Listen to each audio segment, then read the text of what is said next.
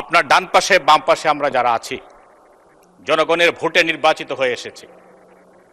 জনগণ কোন ফ্যাসিস্ট বা ফ্যাসিস্টের দূষরকে ধন্যবাদ দেওয়ার জন্য আমাদেরকে ভোট দেয় নাই মাননীয় স্পিকার। যদি ফ্যাসিস্ট প্রেসিডেন্টকে ধন্যবাদ দিতে হয়, চুপ্পু সাহেবকে যদি আমরা ধন্যবাদ দিতে পারি, তাহলে শেখ হাসিনাকে ধন্যবাদ দিতে অসুবিধা কোথায় মাননীয় স্পিকার? মাননীয় স্পিকার, যদি আমি বিশ্বাস করি, যদি আপসহীন নেত্রী বেগম খালেদা জিয়া এই সংসদে থাকতেন, আমি বিশ্বাস করি তিনি এই চুপ্পু সাহেবকে এই সংসদে বক্তৃতা দেওয়ার সুযোগ দিতেন না মাননীয় স্পিকার।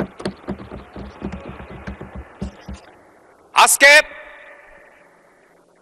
এই আপনার সন্ত্রাসীদের দূষর, ফ্যাসিজমের দূষর প্রেসিডেন্টকে বক্তব্য দেওয়ার সুযোগ দিয়ে তার সঙ্গে বিএনপি আপসহীন নেত্রীর দল আজকে আপোষকামী দলে পরিণত হয়েছে মাননীয় স্পিকার।